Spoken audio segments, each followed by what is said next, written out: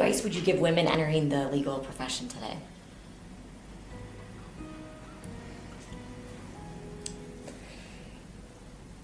I think women still need to work harder, be smarter.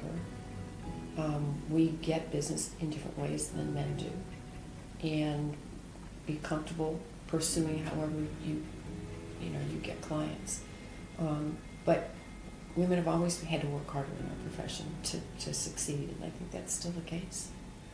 And also, find your male friends.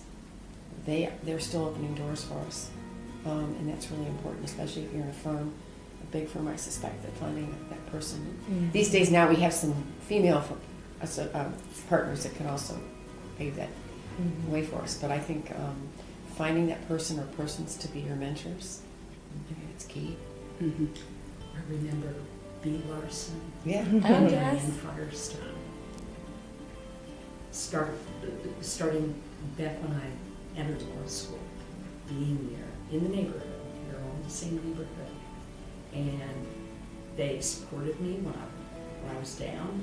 They would know it, and they would encourage me, and just to give you that sense of it's going to be okay, things are going to get better, and by the way, don't forget to take care of yourself. Mm-hmm. It's so important. It really is. How can you be all things, to your family and take on the profession that you love in whatever way you're going to do it. And if you don't take care of yourself, you're going to pay a price. So that was a lesson I learned from my mentors who got me through law school when I wanted to quit. And that continued, especially Bea. I miss Bea. She relocated closer to family. Yeah. Mm-hmm. Yeah. I guess following up, just an offhanded comment Sarah made, but it's your life. You need to do what works for you. And if moving out of the partnership track is what works best for you, then do that and don't feel guilty about it. I think women are so trapped. There's you feel guilt about being a working mom and not a stay-at-home mom. You feel guilt then about if you do decide that you want to step off of the partnership track to focus more on home, then you feel guilt about that. Just do what you want to do and what makes you fulfilled and happy. That's a good point. Yeah. 15 years ago, I was in a focus group with Bea Larson that the Women's Fund, the Greater Cincinnati Foundation's Women's Fund, was doing. And she said, and I thought back on this when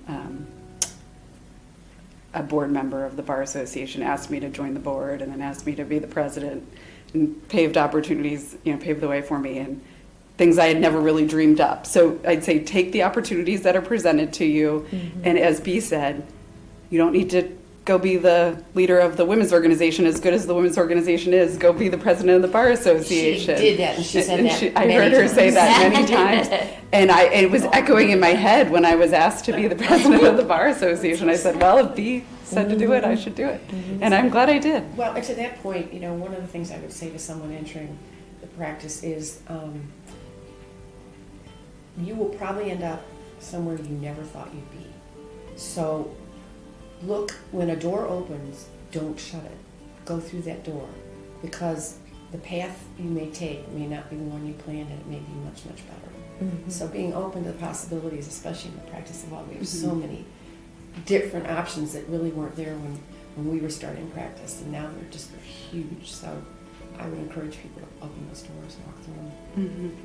Love that. Any final thoughts before we conclude? This has been really fun and very insightful to hear from fellow women lawyers about our adventures and the paths we've taken, and to get a chance to chat and to lift each other up again. I appreciate it. Thank you. It's been great. Thanks for inviting us. I just think that women today have so many more opportunities and so many more women to help them along the way. So I encourage women lawyers or women law students to come find us, and we'll be happy to be mentors and open Yeah. those doors. Yeah. Reach out to somebody. I fear that we are in a era where we are going to see a backlash Yeah. to DEI, and we'll see what happens. Yeah, I think Kelly, we need to really talk about that for Yeah. a second, because I think DEI, as you and I were talking earlier, has certainly not lost its importance. No. It's getting a lot of backlash Mhm. because of those three words, but not the concept is still there. It's still very important. We are better lawyers when Yes. we are inclusive, Mhm. when we get diverse opinions. We all come from different places. We More then have- productive, more effective, Well, more we have better empathetic, ideas. more yes, All yes. We all those learn things. more from other people who don't have the same life experiences we do. Mhm. And so we make better decisions. And frankly, we appeal to more people because we're also representing, we're looking like how they look, right? Mhm. And that makes sense. So I really don't like the backlash against DEI. And I hope that even though we may have to be, some groups may have to be forced to change that nomenclature, that the concept needs to stay. Mhm. And we're part of that. We're part of that diversity that needs to be there. And so we need to be strong in promoting diversity. Thank you for that. You've said it well. I don't have anything more to say. Okay. Well, thank you so much for being here, and that'll conclude our roundtable.